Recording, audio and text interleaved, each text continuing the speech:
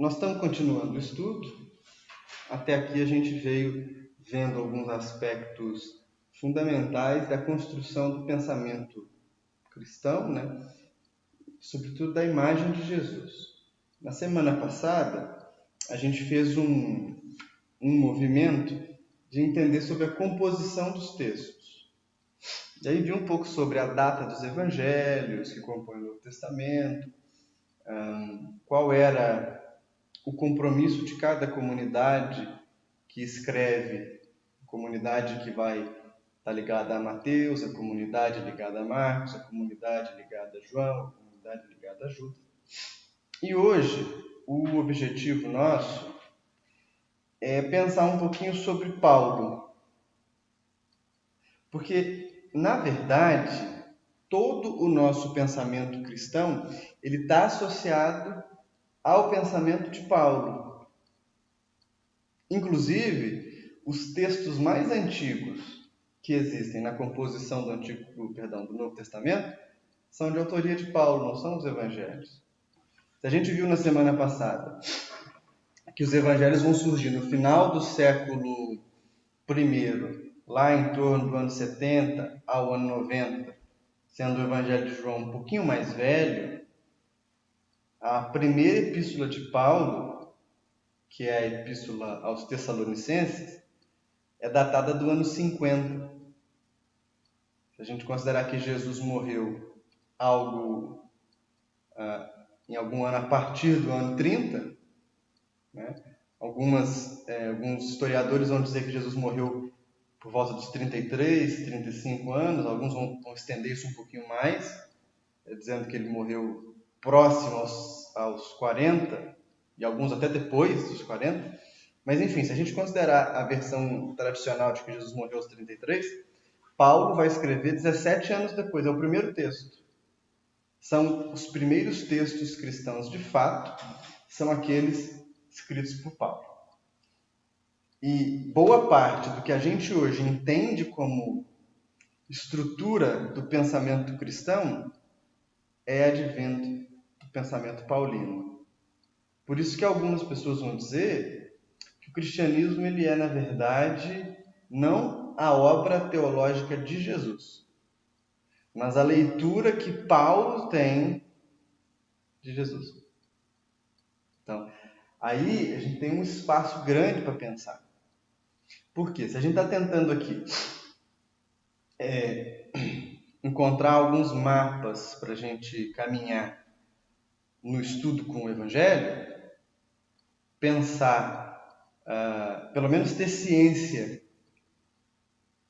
de todos esses movimentos que compõem a colcha de retalhos do cristianismo, é muito importante.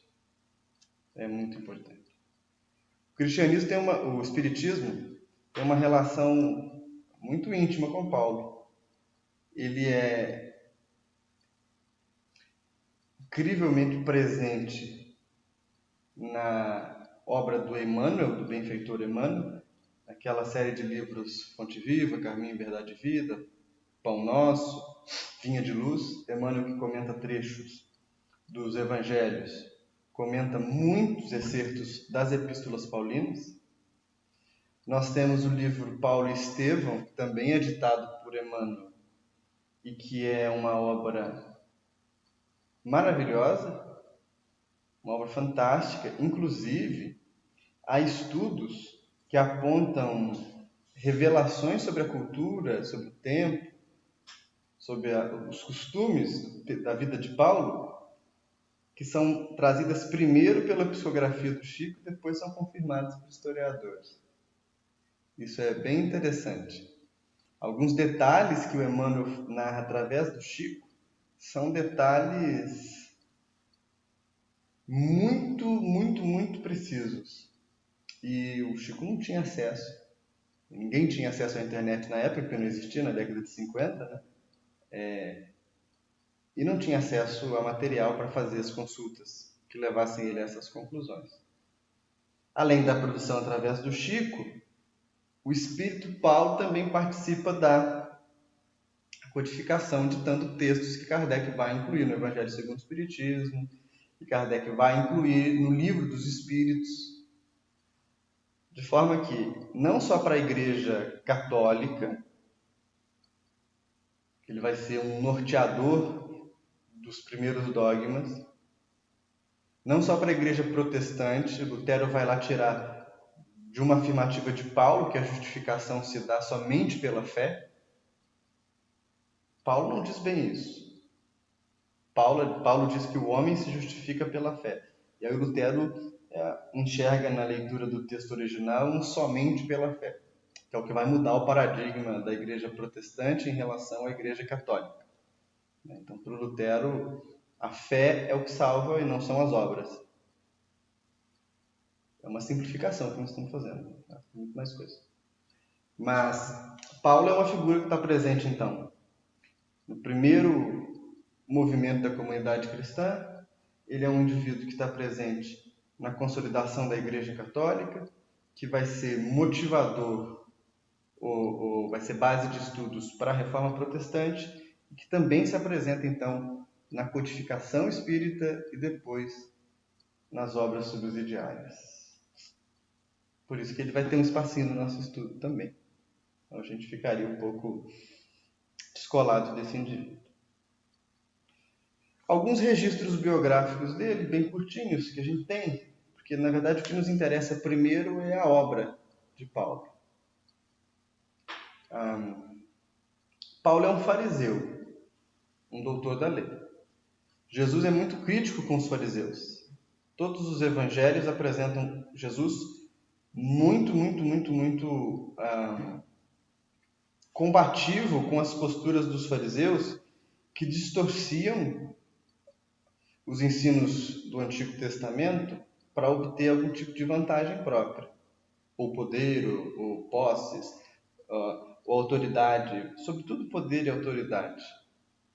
Jesus é muito rígido, chama ele de víboras,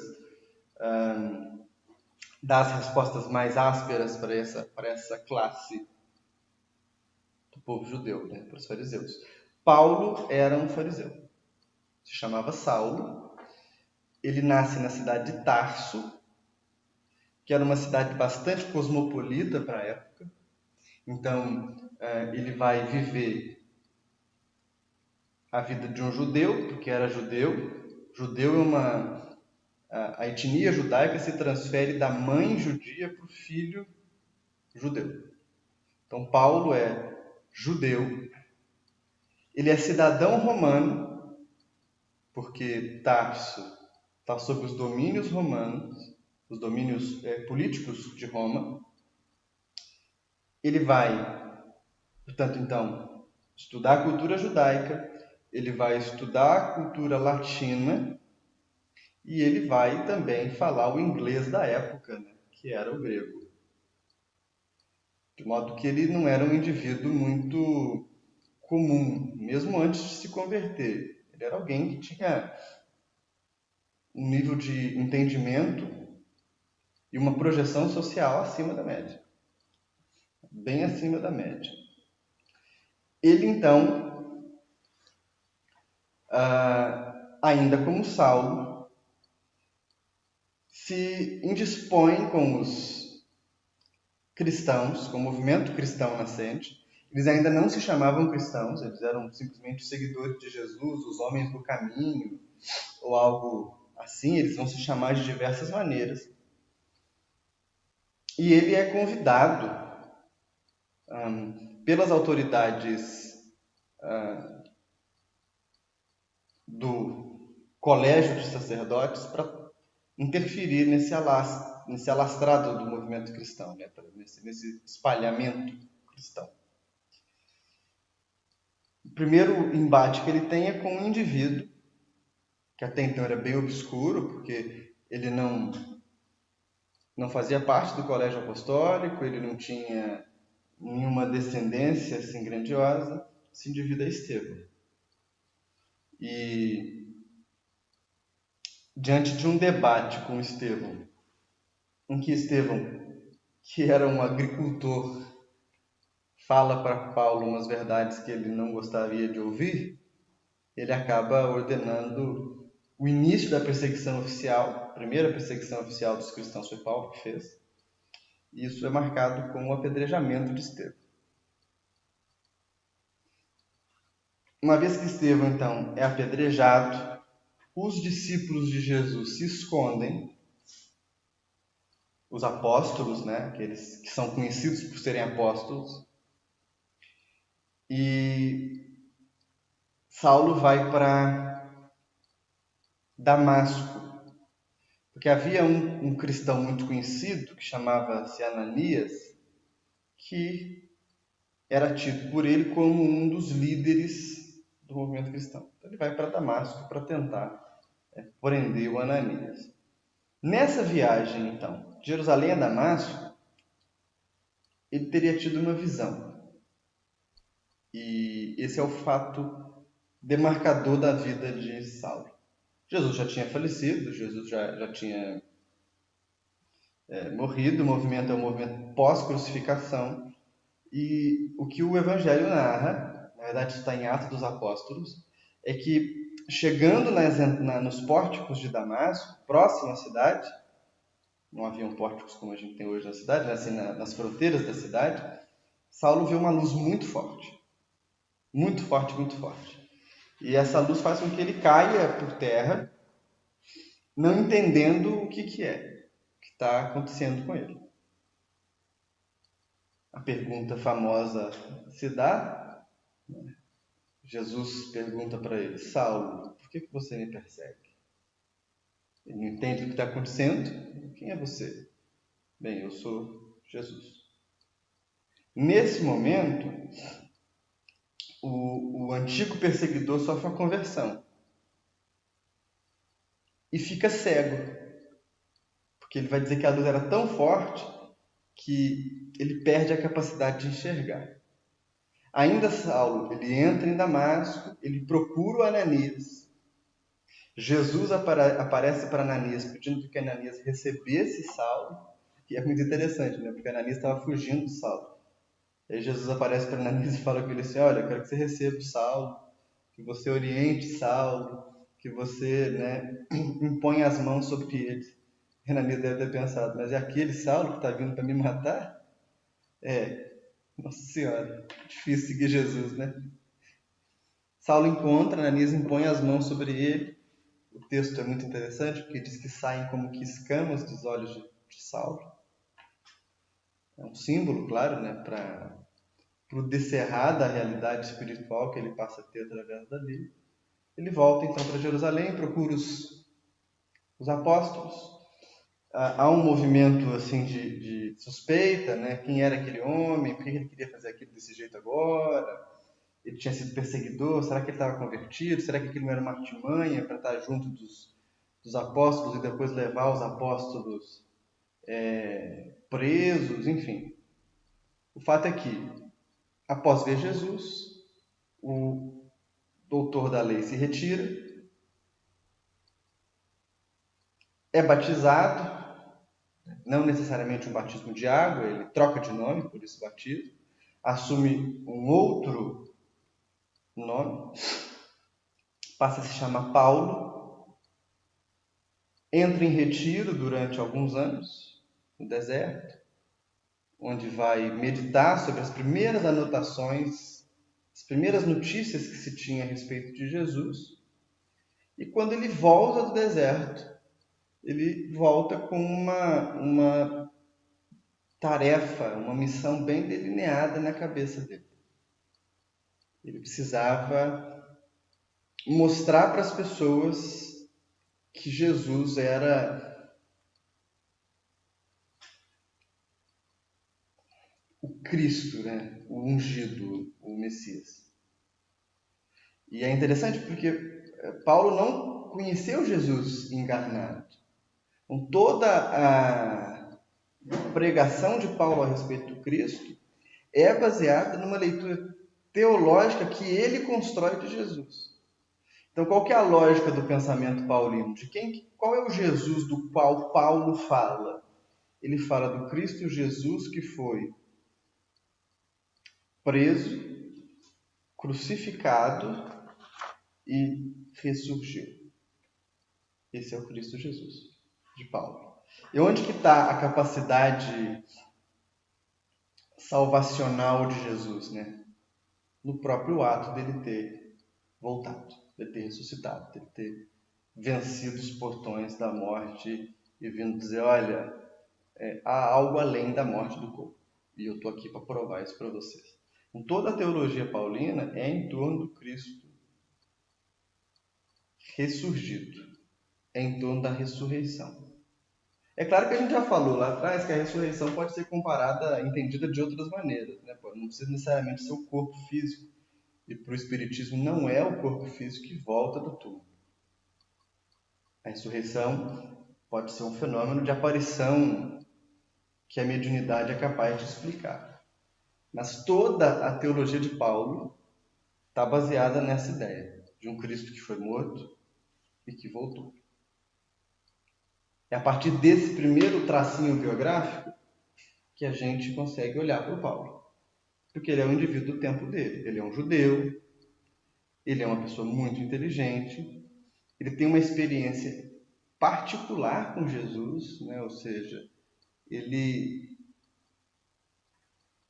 tem uma vivência muito próxima, tanto é assim que ele é chamado apóstolo. Ele não viveu com Jesus. Paulo, o apóstolo, ele não viveu com Jesus, ele não conheceu Jesus pessoalmente. Mas a convicção que ele desenvolve depois dessa experiência, dessa visão de Jesus é tão grande que ele vai viajar todo mundo conhecido à época, ou quase todo mundo conhecido, falando do Evangelho, criando novas comunidades, orientando as comunidades que ele tinha criado. Ele vai pregar tanto para judeus convertidos, quanto para não judeus, para os gentios. Ele vai ser o primeiro que vai levantar de fato a bandeira da pregação do Evangelho para não judeus, dizendo, olha, os povos gentios também têm muita coisa para ganhar, sabendo da boa nova de Jesus. Então, ele vai viver a vida dele inteira, depois do momento que ele toma contato com Jesus, dedicado ao Evangelho. Ele é apedrejado, sofre naufrágios, mais de um quando está viajando. Ele é agredido, linchado. E ao que tudo indica, Paulo vai morrer por volta do ano 64, na primeira perseguição aos cristãos feita pelo Império Romano. Quando Roma pega fogo, o imperador era Nero, Roma pegou fogo porque Roma sempre pegava fogo.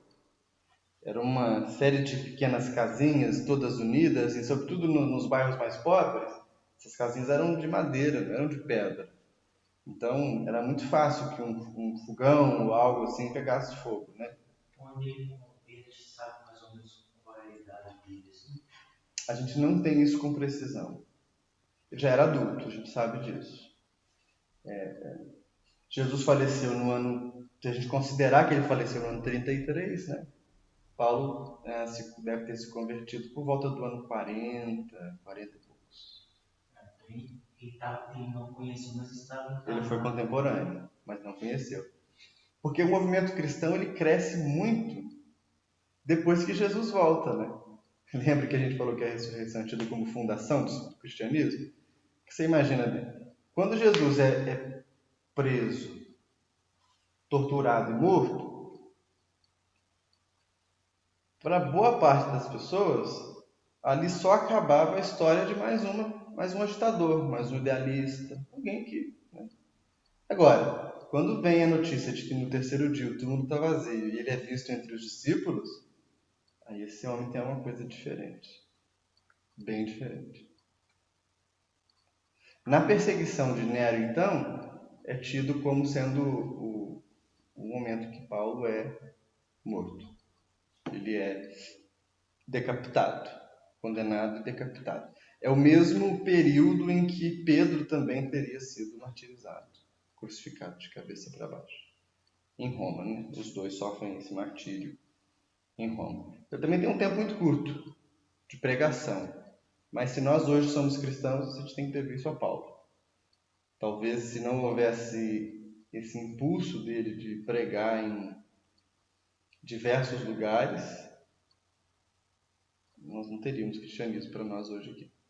Teria ficado restrito ao movimento lá na Judéia. O Lucas, o evangelista e autor do Atos dos Apóstolos, ele era aluno de Paulo. Ele se aproximou do cristianismo por Paulo. E aí agora esse ano, há alguns meses, saiu um filme sobre Paulo, Paulo Apóstolo do Cristo. O filme é bem legal, é bem interessante. Mostra um Paulo que a mim pareceu muito verídico. Eu tenho dúvida se Lucas era daquele jeito, mas Paulo me convenceu bastante. Quando eu trago na cabeça uma imagem de Paulo, é aquela imagem que vem à minha cabeça. Né? O que esse homem produz para o cristianismo, então? Que é o que é mais interessante, né? Por que a gente tem nele essa referência tão grande? Olha, no Novo Testamento, e esse Novo Testamento ele é uma coleção de livros, de textos, então nós temos os evangelhos, nós temos as epístolas universais, a gente tem as epístolas paulinas, a gente tem o Apocalipse, tem vários textos que compõem o Novo Testamento. Nesses textos todos, nós temos 14 cartas atribuídas a Paulo. Nós temos, na verdade, então, 14 livros, num total que, se eu não me engano, é de 27. 14 deles são de Paulo. Isso é um número bem significativo, né? Quando a gente vai ler lá se a gente tivesse, eu não trouxe hoje um exemplar do Novo Testamento, a primeira epístola de Paulo, que é dada para a gente ler, é a epístola de Paulo aos Romanos. E aí logo você já se depara com o conjunto uma das maiores cartas dele, e é aquela que tem a síntese do pensamento. Já se depara com ela. Mas cronologicamente, a epístola aos Romanos foi a última a ser escrita. A gente teria que começar por uma outra ordem para entender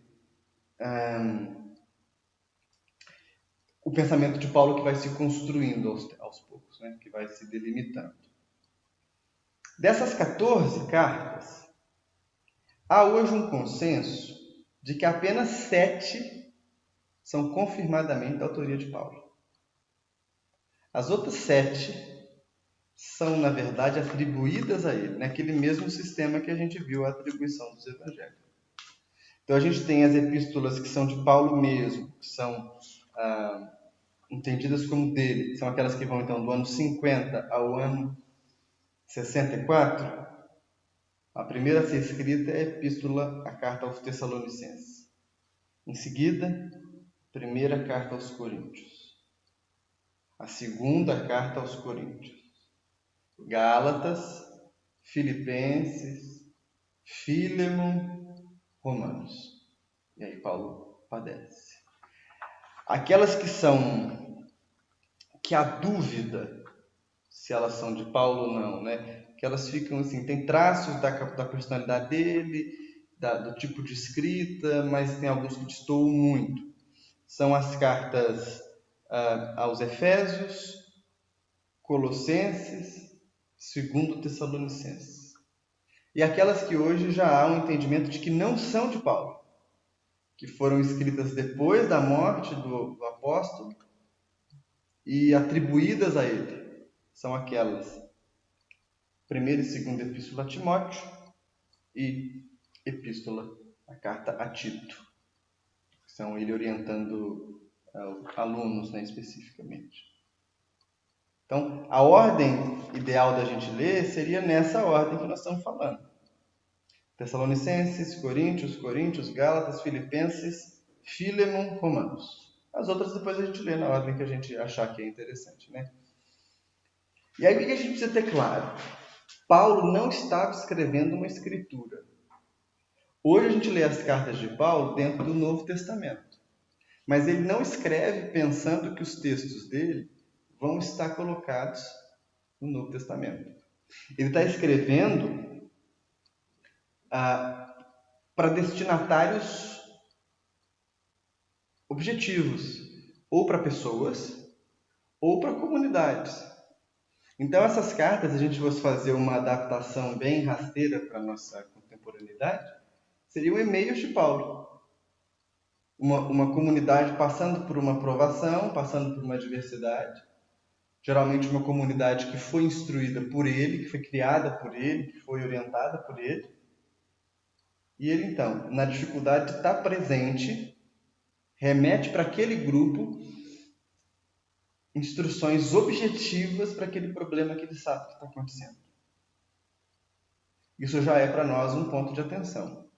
Porque se as epístolas são feitas para um grupo com uma finalidade, nem sempre aquilo que ele vai estar orientando para um lugar vai ter uma adaptação precisa para todos. E esse já é o primeiro problema.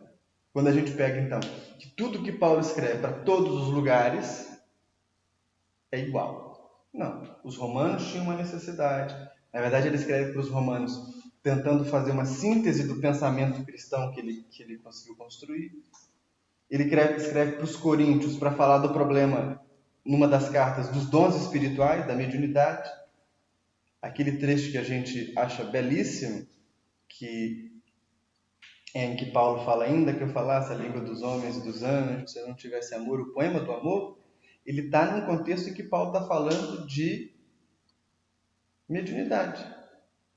Porque ele vai falar dos dons do Espírito, vai falar dos profetas, dos que têm evidência, dos que fazem promovem outros eventos espirituais, e que estavam brigando na comunidade dos coríntios para ver quem era o primeiro, quem era o melhor deles. E Paulo vai dizer, não, olha só, não é isso que vai caracterizar vocês como melhores ou piores. O que vai caracterizar é o amor. Então ele faz aquela poema do amor, né? Aquela defesa de que é o amor que supera, inclusive, os dons mediúnicos e tudo isso. Então, Paulo está escrevendo para questões objetivas. Segunda curiosidade, Paulo não escreve as cartas. Isso é muito legal. Ele dita as cartas para alguém escrever. Era muito comum que ele fizesse isso. Algumas cartas, os pesquisadores têm dúvidas se foram escritas para punho. Mas há outras, como por exemplo a própria Epístola aos Romanos, em que lá no capítulo 16, versículo 22, a gente lê assim: Eu, Tércio, que redigi esta carta, saúdo vocês no Senhor. Ou seja, Paulo ele ditava as cartas para que as pessoas pudessem anotar. Isso tem duas justificativas, né? Tem uma mais humana e objetiva, e tem uma espiritual. Então, o Emmanuel vai sugerir, na obra Paulo Estevão, que as cartas são ditadas porque Paulo estava em transe. E nesse processo, Estevão ditava para ele os melhores apontamentos, ditava para ele as instruções. Do ponto de vista humano, o que os pesquisadores entendem é que Paulo tinha problema de visão, o que era muito comum. À medida que as pessoas iam envelhecendo, né? Você tinha muitos problemas oftalmológicos que não tinha tratamento. Então, se tornava cada vez mais difícil para que ele conseguisse redigir ele próprio o texto. De modo que ele sempre trazia com ele alguém que soubesse ler e escrever, e ele ditava para essas pessoas o conteúdo dos seus pensamentos. Nem sempre, então, as cartas nem sempre as cartas, vão estar relacionadas ao modelo de escrita convencional. Às vezes elas vão se apresentar mais como se fosse um pensamento em voz alta, como se Paulo estivesse pensando em voz alta. Na verdade, é bem isso que se dá. E a gente viu no primeiro ou no segundo estudo nosso que na época que os textos foram redigidos, os textos que compõem o Novo Testamento, eles não são redigidos na forma que a gente lê hoje. Não são separados por versículos, não são separados por perícopes, que são aqueles trechos, não são separados por capítulos. Eles eram todos escritos palavra colada com palavra. Era um texto que não era feito para ser lido como a gente hoje degusta um livro. ele era feito para ser lido em voz alta para que outras pessoas pudessem ouvi-lo e se relembrar, né, dos ensinamentos. Então, as cartas de Paulo também vão ter um pouco desse apontamento. E sobre a duração, que eu já falei, há um outro fato característico na cabeça de Paulo, que para nós é um pouco difícil de entender. Mas a gente está pegando pecinhas de quebra-cabeça. Então a gente já pegou aqui uma pecinha de que ele escreve para comunidades específicas, a gente pega uma outra pecinha que não é ele que escreve propriamente dito, é alguém que está redigindo o que ele fala. A gente já entende, já pegou mais uma peça de que algumas epístolas não são entendidas como sendo de autoria dele, mas são atribuídas a ele. Paulo, ele tinha uma crença que para nós hoje é bem estranha. Essa crença se chama, tem um conceito, um nome que a define, é parúsia. E o que é a parúsia? Parúsia foi um movimento muito forte do cristianismo do primeiro século, que era a crença de que Jesus ia voltar e estabelecer o reino dele dos céus aqui e agora. Ia separar as pessoas que não fossem de acordo com o reino e ia instruir aquelas que fossem imbuídas da capacidade do reino. De estar no reino, de viver o reino, de compreender o reino. E muitos dos escritos paulinos estão falando da volta de Jesus. Então ele não tinha muita clareza nos textos dele sobre o futuro numa longa projeção como a gente tem hoje. Ele não conseguia planejar, provavelmente, um escrito que duraria 2000 anos. Ele estava, na verdade, com a urgência de converter as pessoas para que quando o reino se estabelecesse, as pessoas já tivessem conhecimento de Jesus. Então, ele vai estar se preocupando com questões bem objetivas. Ele vai estar se preocupando com orientações bem concretas para essas pessoas que estão conhecendo o cristianismo. E é isso que vai definir um pouco a fórmula que ele apresenta para os convertidos se salvarem. E aí surge um pouco da figura do próprio Paulo, que é o pensamento teológico fundamental da Igreja Católica Romana. Primeiro, como ele tem pressa, ele vai propor uma relação um pouco diferente com as coisas desse mundo. Então a gente vai ver nas cartas que são atribuídas a Paulo, conselho para que os alunos dele, para que os discípulos se mantenham castos, não se casem, não tenham filhos. E caso se casem, que seja com uma pessoa só e que seja de uma maneira que isso não interfira na vida espiritual dos indivíduos. Ora, por que ele está falando isso? Ele está falando isso porque ele é contra a família, porque a família faz mal? Não, porque na lógica desse retorno de Jesus, não há tempo.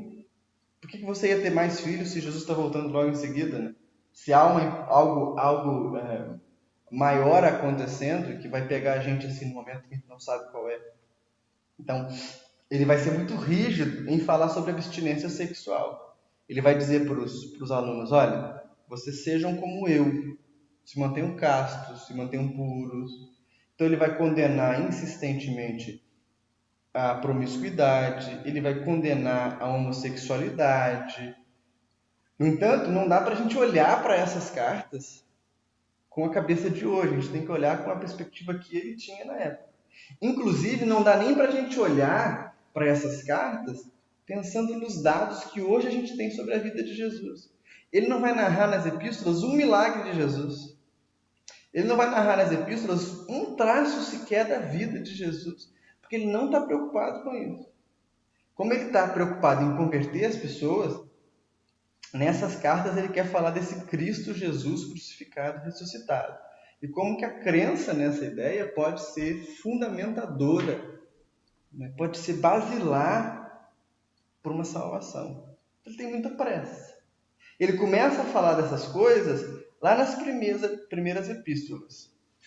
E na epístola aos Romanos, Paulo então vai coroar o pensamento dele. O que aparece na epístola aos Romanos? Olha, aparece primeiro a ideia do pecado. A ideia do pecado está muito forte. E a ideia de que é preciso suplantar o pecado pela fé, suplantar o pecado pela crença, pela conversão. E aí, se a gente olhar para isso, se a gente botasse sobre a mesa, se fosse um jogo assim de baralho, a gente botasse sobre a mesa as cartas, a gente começa a ver que vai se delineando uma série de posturas que a igreja posterior vai adotar como fundamentais da crença. Então a gente pega lá a ideia de uma negação da sexualidade, de uma abstenção dos casamentos e de tudo isso. O que é muito estranho se você pensar, olhando para os próprios discípulos de Jesus, para os apóstolos. Pedro era casado. Vários deles tinham família. Jesus cura a sogra de Pedro, que está com uma febre alta e não melhora. Então Pedro era casado, tinha filhos. Outros discípulos também. Então não há nenhuma instrução de Jesus sobre o celibato.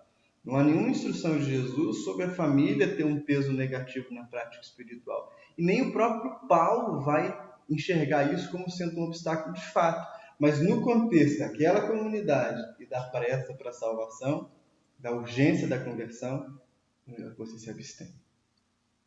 Aí, quando a gente vê o movimento de institucionalização do pensamento cristão, nós pensamos então a ideia da castidade como uma virtude sacerdotal, né? Uma virtude da tradição. A ideia do pecado como sendo uma responsabilidade que vem desde Adão para todos os homens, até chegar na gente hoje, que é só o Cristo que consegue, por esse movimento de crucificação, ressurreição, redimir a gente desse pecado. Paulo apresenta lá na Epístola aos Romanos. E olha, também vai estar na base da fé. Isso é tão curioso que essa ideia de pecado original, a gente sabe que existe, a gente sabe que ele é imputado à humanidade em várias igrejas cristãs, mas é difícil se você perguntar a um praticante da igreja católica ou da igreja protestante, um praticante comum, ou até mesmo para uma pessoa que vem na casa espírita, qual é o pecado original? As pessoas não têm muita clareza. Qual que é o pecado? Né? A ideia do Paulo é a ideia do pecado como desobediência a Deus. E a desobediência do pecado está lá no momento em que Adão e Eva desobedecem às ordens de Deus e comem da árvore da sabedoria, da árvore do bem e do mal. Para Paulo, então, esse ato de desobedecer a Deus, ele é uma espécie de herança humana. E a gente precisa suplantar isso através de uma remissão espiritual. Mas Paulo está falando isso especificamente para uma comunidade que tem as suas idiosincrasias, que é a comunidade romana, que é uma comunidade pagã, né? Até bem pouco tempo pagã, agora convertida. É uma comunidade cosmopolita, porque a cidade de Roma é do centro do mundo. Ele está falando isso para pessoas que precisam compreender uma nova forma de se relacionar com seus próprios erros. Então ele está apontando o pecado como um desvio do acerto, na verdade. Mas quando a ideia institucional do cristianismo se consolida, o pecado se torna um ponto fundamental. Porque se Jesus é o Messias, que se entrega em martírio por nós, se ele redime, ele vai redimir os pecados. Essa lógica da igreja tradicional está aparecendo lá em Paulo. Paulo vai defender também, como a gente já falou agora há pouco, a noção da salvação pela fé. Então, é bem curioso porque ele não vai negar as obras. Mas como ele está fazendo uma propaganda do cristianismo, imagina que ele fundou um pequeno grupinho E agora ele está preso, ele não pode ir lá nesse grupinho para dar instruções, ele quer que as pessoas registrem as ideias dele, então ele manda uma carta. Então, a ideia da salvação pela fé, em Paulo, não nega a obra, mas é que ele quer que as pessoas se convençam de que Jesus, de fato, é alguém que merece ser ouvido. Então, a fé em Jesus vai promover a possibilidade da remissão dos nossos erros, dos nossos equívocos, de tudo isso. Então, ele vai apresentar a salvação como uma obra exclusiva ou quase exclusiva da nossa entrega a Jesus. A ideia de Jesus Deus aparece em Paulo? Não pode aparecer, porque Paulo é judeu. Lembra que a gente falou isso nos outros estudos, né? Um judeu jamais entenderia que uma pessoa pode ser Deus. Inclusive, Jesus é condenado sob a acusação de se dizer filho de Deus. Isso para eles era um absurdo. A ideia de Paulo não escrever pensando numa escritura, ela está ancorada exatamente na sua tradição, na sua cultura, na sua experiência de judeu. Para Paulo existia uma escritura, o Antigo Testamento, que para ele não era nem Antigo Testamento, era a única escritura. Era o elo que unia os homens a Deus. E o que vai acontecer de diferente com Jesus é que essa passagem para Deus, né, essa conexão com Deus, ela é alargada pelo Cristo. Se até Jesus todo o conjunto de ensinamentos lá do Antigo Testamento ele é destinado para os judeus, com Jesus ele é destinado para o judeu primeiro e para todos os povos. E aí vejam, Paulo é escolhido como a fonte teológica fundamental da Igreja Católica. Aí vamos lá, com calma para a gente não cometer nenhum deslize, né? Há pouco tempo eu estava conversando com uma pessoa na internet e eu fazia algumas ponderações que ela discordou. Tudo bem. Uma terceira entrou na conversa e fez mais ponderações que ela discordou. E quando foi responder essa terceira, o indivíduo pejorativamente chamou esse companheiro de espiritólico ou de católico com mediunidade.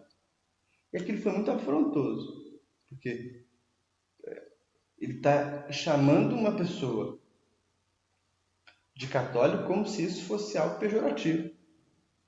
Não tem a menor noção, sabe? É uma falta de respeito em todos os limites.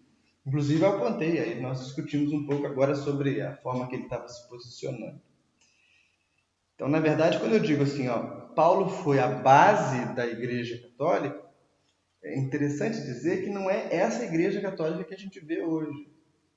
Porque quando a gente pensa quando eu falo nessa igreja de que Paulo foi a base, nós estamos falando de uma igreja imbricada no Estado romano. Uma igreja que, claro, é movida pela fé, é movida pelo carisma, é movida pela motivação elevada, mas é uma igreja que é movida pela política, que é movida pelos interesses do Estado romano, é uma igreja que é capaz de, em menos de 500 anos, pegar aquela comunidade cristã que era perseguida e fazer essa comunidade cristã se tornar perseguidora. É uma igreja que vai dizer que o judeu é culpado pela morte de Jesus, então vai promover os piores tipos de desmando em relação ao pobre do judeu. É uma igreja que internamente vai definir um discurso verdadeiro e vai punir com agressão, com violência, com crimes os discursos divergentes. Então é claro que em todos os tempos da história do cristianismo, em todos os tempos da história da igreja, nós tivemos muitas pessoas que eram comprometidas com Jesus, mas muitas outras em muito maior número que não eram. Assim como a gente vê hoje, por exemplo, no Espiritismo. A gente tem muitas pessoas que são realmente comprometidas com o ensino dos espíritos, que são comprometidas com a filosofia espírita, que são comprometidas com entender um pouco da realidade a partir dessa ótica que os espíritos nos dão, mas uma imensa maioria que não se implica nos ensinamentos, entende as reflexões como simplesmente mais um compromisso social, vou lá no centro, tomo meu passe, ou até mesmo figuras que são diretores de casa espírita, que são médiuns, que são autores de livros, que têm um projeto particular de projeção, de poder, de domínio, autoridade. Essas pessoas não estão representando o espiritismo de verdade. Elas podem dizer que estão, elas podem ter seguidores, elas podem, no meio desse caldo, ter algum nutriente. Podem, eu não tenho nem condição de dizer que não, mas o fato é que, se a gente for olhar os ensinos de Kardec e essas posturas que são distantes, dá para dizer, olha, não estão de acordo com Kardec, por consequência, não estão de acordo com Jesus. É o caso da igreja. Então, quando a gente fala dessa igreja católica, existe uma instituição igreja que vai assumir um movimento político. Existe um livro que eu emprestei para alguém e eu perdi o livro. O livro se chama Quando Jesus se tornou Deus. E o autor, o sobrenome do autor é Rubinstein, mas eu não me lembro agora o primeiro nome dele. O livro é fantástico, porque ele fala dos primeiros séculos do cristianismo e como que esses discursos diferentes dentro da igreja disputavam a hegemonia, disputavam o título de verdade, né? A condição de verdade. E nesse movimento muita coisa errada aconteceu. Essa igreja que se constitui, ela vai buscar, a partir do século V, sobretudo, quando quer edificar um discurso único, o apoio dos textos dos evangelhos que já existiam, né? E que foram aos poucos sendo tidos como evangelhos canônicos, mas ela vai buscar também o apoio de Paulo, porque os evangelhos não apresentam uma teologia. Os evangelhos apresentam um relato da vida e da obra de Jesus. Mas vocês conseguem perceber que é diferente você pensar num relato da vida de Jesus e de uma teologia a partir de Jesus? Então, como Paulo não está falando da vida de Jesus, ele está falando de algo a partir de Jesus, ele está falando desse Jesus ressurrecto, que pode ser então transformado no remédio para todas as pessoas, mas pelo fato dele ser ressurrecto, né, pelo fato dele ser vencedor da morte, daí a gente transformar então Jesus em Deus, daí a gente transformar então as epístolas de Paulo em fontes que vão justificar o machismo religioso, né? Há trechos em que Paulo fala da função da mulher na comunidade, em a gente justificar a condenação da homoafetividade, entre a gente cristalizar o discurso do pecado. É um pulo.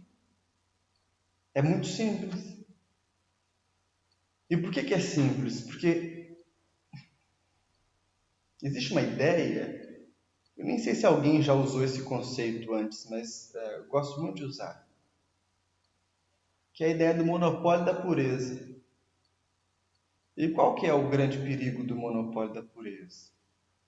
É quando um grupo de pessoas passa a admitir que somente ele tem a chave da porta da iluminação. Aí virou problema. Quando então você pega uma sociedade em crise, porque o fim do Império Romano abaixa a Antiguidade Tardia, né? Na verdade não é abaixa, a Antiguidade Tardia, que vai ali até o século VIII, o século VII, VIII, ela é um período de muita crise social. Pra vocês terem uma ideia, quando os bárbaros invadem Roma, As pessoas fogem da cidade e abandonam a cidade de Roma para viver em pequenas comunidades, que é o que vai dar origem aos feudos. Roma foi a maior cidade do mundo antigo, foi uma das maiores, né? A gente tinha um império dividido em dois, a gente tinha o Império Romano Ocidental, com a sede em Roma, e o Império Romano Oriental, com a sede em Constantinopla.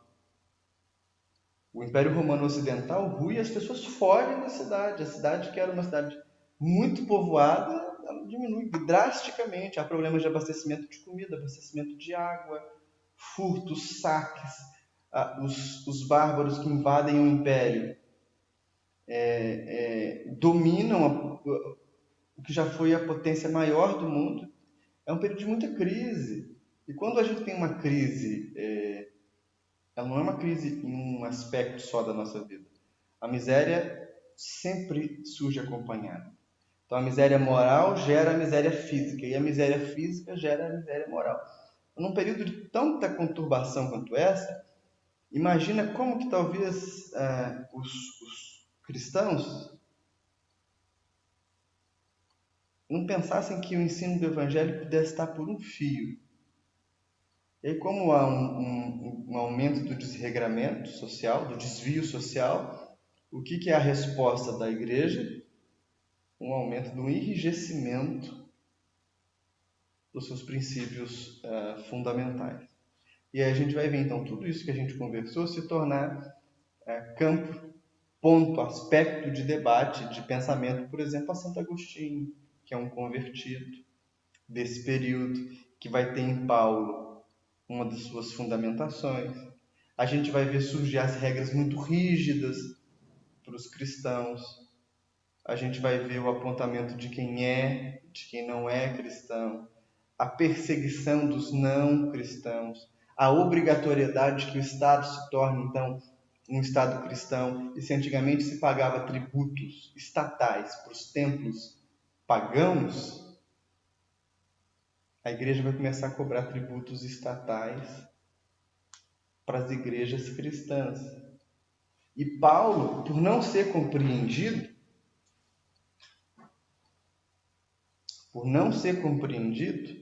é usado como justificativa para isso tudo. Paulo, ao enrijecer essas leis assim, nessa época que não é tomada pelos bárbaros, a igreja, o intuito dela era manter os ensinamentos do cristianismo vivo ou manter o poder que aqueles ensinamentos daria a ela e assim o que ela poderia captar com aqueles. Então, é muito difícil fazer essa diferenciação, se a igreja enrijece as suas normas para ter poder ou para manter o ensinamento de Jesus vivo. Eu acredito que naquela época nós não entendíamos com clareza o ensinamento de Jesus. Então, aqueles homens estavam defendendo o que eles acreditavam que fosse o ensinamento de Jesus. E eles acreditavam que o ensinamento de Jesus daria para eles alguns privilégios, daria para eles alguns destaques. Então é claro que no meio disso aí existe aquele grupo de pessoas que vai fazer esse movimento unicamente com interesse pessoal? Vai. Mas também tem aqueles que vão embarcar nesse movimento acreditando que estão cooperando num projeto maior. É interessante a gente ver que tem papas na história da igreja que vão ser casados 2, 3 vezes, que vão mandar matar a esposa, que fazem verdadeiras monstruosidades e são tidos assim, como líderes da religião. Esses indivíduos me parecem, que não tinham compromisso nenhum com Jesus, mas há outros que tinham, né? Que vão estar vivendo nesse período, que vão estar buscando dar o melhor de si, às vezes sem saber como fazer, acabam enrijecendo. Agora, para nós, sob a ótica espírita, restam algumas questões. Primeiro, Entendido que Paulo é utilizado para justificar esses comportamentos todos, nós podemos, por gravidade, como a gente diz, né, inferir que esses pensamentos justificados por Paulo são os pensamentos de fato de Paulo? Não. Não podemos. Porque se a gente retira o contexto do pensamento de Paulo daquele em que ele o emite, nós já estamos incorrendo num risco de anacronismo. Então, olha, a gente pode entender, quando a gente lê as instruções de Paulo aos Romanos, aos Coríntios e tudo mais, a gente pode entender que ali há uma diretriz, mas essa diretriz não é necessariamente universal. O que é universal no pensamento de Paulo? E isso é interessante, porque ele produz uma síntese teológica, que essa síntese é fantástica.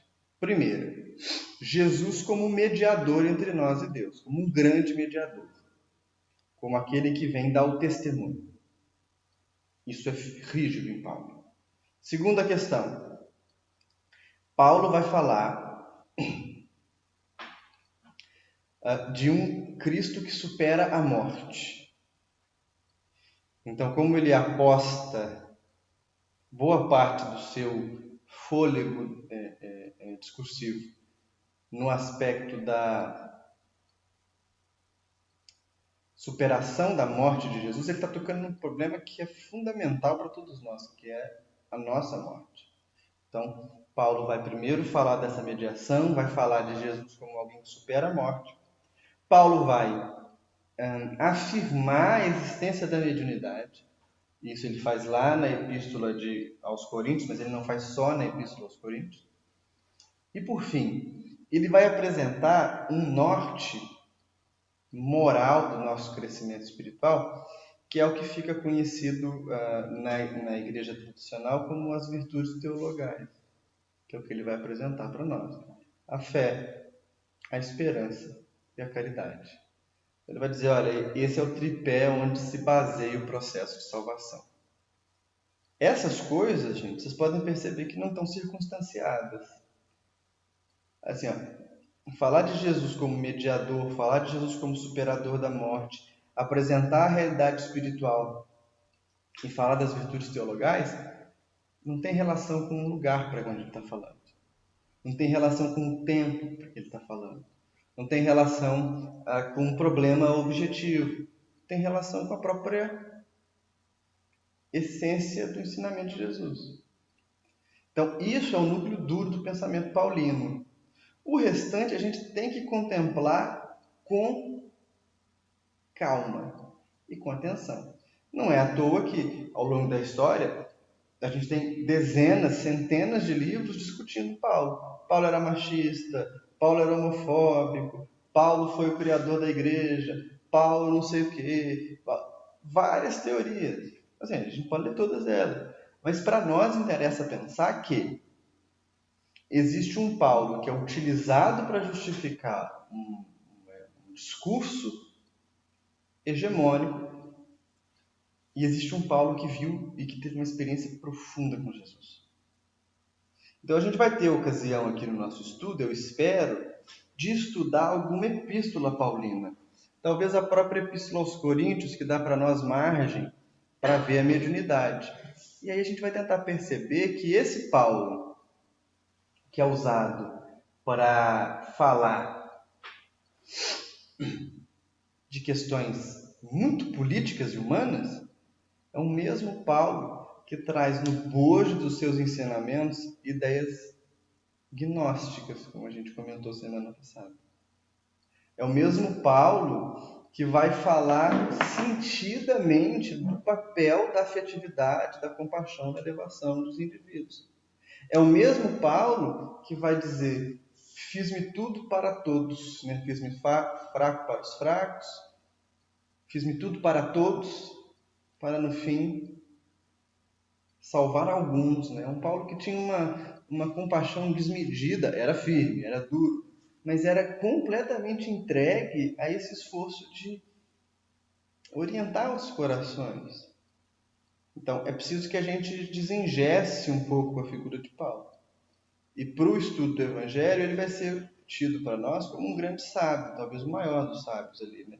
Emmanuel fala, através do Chico,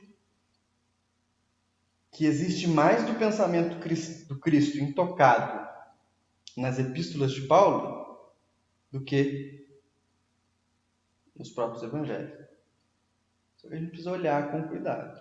E esse movimento de olhar, ele tem que ser muito sentido, muito meditado, para que a gente não gaste energia, gaste tempo, gaste esforço punindo Paulo, coitado, por algumas leituras que são nossas, né? Por alguns movimentos que vêm depois do próprio texto de Paulo. Então vale a pena a gente se dedicar, vale a pena ler Paulo Estevam. Naquela Bíblia que eu citei para vocês, que é a tradução do Frederico Lourenço, a introdução das epístolas paulinas é muito legal, porque essa introdução vai falando um pouco sobre o que se sabe hoje da escrita dos textos, o que se sabe hoje sobre a própria biografia do Paulo. Isso também está presente na Bíblia de Jerusalém, e em algumas outras obras, né, que cotejam o tema de Paulo. A gente precisa dar uma olhada nessas obras se quiser aprofundar.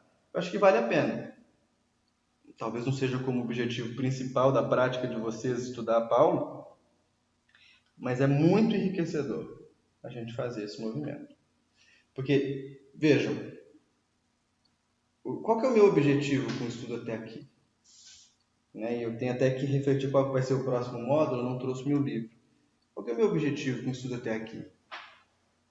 É demonstrar que o que parece para nós uma caixinha bem fechada, em que é apresentado para os nossos estudos um Jesus pronto, maquinado já, um Jesus que veste camisa de um time, esse pacote, ele é todo humano, ele é todo nosso, ele não tem nada a ver com Jesus de verdade. Ele tem a ver com a maneira como nós, católicos, protestantes, espíritas, temos vestido esse Jesus, quase sempre com objetivos para além da elevação. Porque se nós topássemos assumir o compromisso de nos vincularmos com os ensinos de Jesus e dos seus